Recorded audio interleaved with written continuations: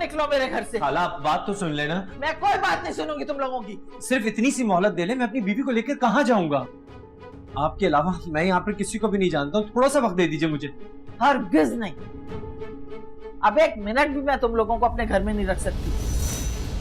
झूठे मक्कार कहीं के। चलो फौरन निकलो मेरे घर से, चलो। खाला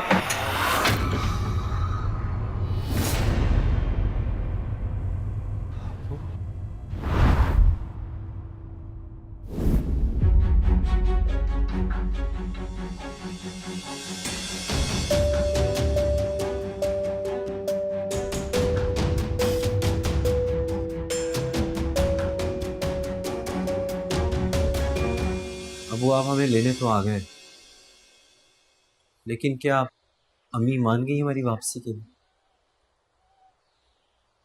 मुझे अब उसकी मानने या ना मानने से कोई फर्क नहीं पड़ता। मैं अपनी औलाद को रुलते नहीं देख सकता।